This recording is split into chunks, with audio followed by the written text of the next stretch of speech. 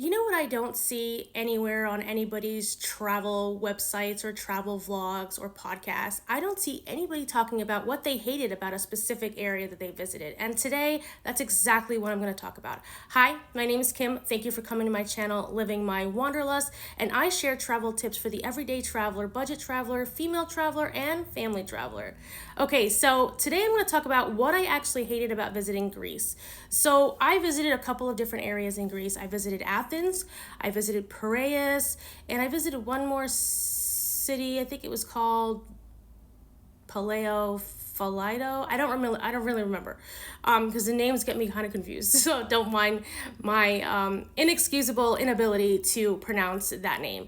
However, I visited those three areas, and while the nightlife is great, the food is absolutely wonderful. The prices are insanely affordable, and the people are, oh my God, incredibly sweet. There were just a few things that I really hated about visiting Greece. Even though that's not going to deter me from going back, I'm even thinking about buying a property there to live there for my retirement. So don't take this video and say, oh, I don't want to go to Greece. No, definitely go to Greece, and definitely visit as many places as you can to see which one you love more. But I certainly did hate a couple of things, and I'm going to share them with you because I think it's important to be real and authentic with my audience. Okay, number one. So when I went to Athens, a lot of the streets were really busy. Big deal, right? I come from an area where we're right next to New York City. Streets are busy all the time. There's a lot of traffic, lots of people. That's not the problem. The problem is when I was in Athens, there was no real guided way to cross the street, if you get what I'm saying. And what I mean by that is this. Here in the United States, we have street lights and we have, pedestrian lights to tell us when to cross, when not to cross, right? And for the most part, people obey those lights and those signals saying when to cross, when not to cross. And traffic here is required to stop for pedestrians, but it's by law in most of the states here. However, in Athens, I did not experience that. What I experienced was extremely super busy streets with lots and lots of cars and them not caring about the pedestrians crossing at all. It was like being a warrior and trying to guide yourself through the street and trying to hope not to get hit by one of the mopeds or one of the cars or whatever, the taxis. Everybody's driving fast, everybody's driving like crazy, everybody's smoking. So when you're trying to do that, it's a lot more like going to India. So if you've been to India or you've seen the videos about India, you know that the traffic is insane. Or even in the Philippines or Vietnam, the traffic is ridiculous and you literally have to weave in and out of traffic to cross the street. And the cars and the people driving them, they don't care about you. So that is something to really consider when you're crossing the street. Be super mindful of and be extremely aware of what the traffic is like and when you're crossing and how to do it well. And oftentimes I take key signals from other individuals who are crossing the street because then that lets me know, okay, it's somewhat safe to go, I guess. And then you're really just risking your life as you cross that street.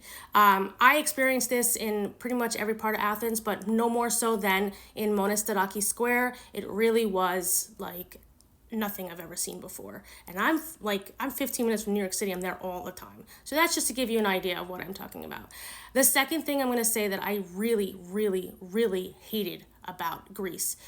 So like I said, I visited Piraeus and that other town that I can't pronounce. They are coastal towns and you can go to the beaches there, etc. Most of the beaches there are rocky and pebbles. So here in the United States, a lot of our beaches are mostly sandy. And so we're used to the sand, soft sand, hot sand that burns your feet to get into the ocean. When you get to Greece and you get to those coastal towns, a lot of their beaches are more like pebbles instead of sand. And I wasn't expecting that. My feet were killing me trying to get to the actual shoreline. So what I did was the next round, I decided to bring with myself a pair of water shoes that had the rubber bottoms on the bottom. And that really helped protect my feet going towards the ocean and going into the ocean. Because another thing that sometimes you might come up across is like you may be on a beach that doesn't have a shore at all. You just have to jump in off the rocks or you have to jump in off the coral. But in order to get to the water to jump in, you have to climb and walk over the rocky edges and over the coral, and that could be painful on your feet too. I actually sliced my foot doing that. So I would definitely recommend getting water shoes. And talking about jumping into the water, that's another thing that really That was a pet peeve of mine. There were some beaches that had these giant boulders that you got to jump off of. And sure, it looks cool on YouTube and it looks fun, and it is fun. It definitely is fun jumping into that beautiful water. But it is very difficult to get back out of that water, climbing the ladders that they have there. They do have steel ladders usually attached to the big boulders, and you can definitely climb up them. But if you're not used to that, or you have terrible upper body strength like I do, it is not that great. The next thing I'm going to say that I could not stand is the actual water at the shoreline. It was so dirty. It was like, you see the water, it's crystal clear blue. It's beautiful. It's beautiful. So you're expecting that when you get there, it's going to look like that. Well, it doesn't look like that at every shoreline. Instead, you have straws and garbage and plastic and tampon wrappers and beer bottles and glass everywhere on the shoreline, including in the water when you're starting to go in. That stuff doesn't disappear until you're at least like a half a mile out, maybe more than that. And in my experience, the further out you go, the clearer the water is, the cleaner the water gets. And I highly recommend renting a boat and jumping into the ocean that way and swimming that way, because it's so much cleaner when you're on the boat than it is at the shoreline. The last thing I'm going to say that I absolutely hated was the heat. It was so hot. Of course, I went in July and August, so, that doesn't definitely help.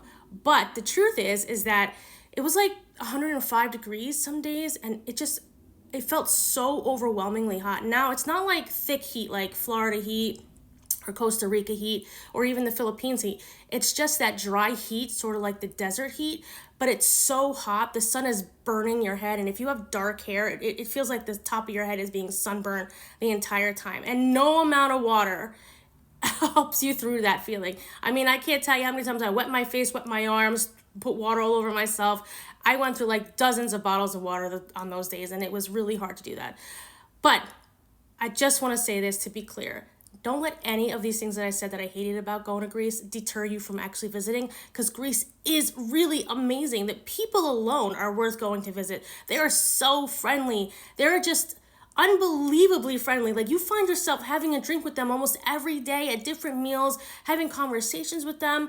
So visiting Greece just for the people alone is something to experience, especially if you like culture and you like learning about other places. And the next thing I'm going to say is, just because I personally don't like walking on pebble beaches doesn't mean that it's not fun. And for some, it's more like a massage. I'll give you an example. Once my husband said he liked walking on the pebbles because it felt good on his feet. I personally hated it. He liked it. So don't let what I'm saying here today deter you. Just go. You'll see and you'll love it. Okay? Thanks for watching. Bye.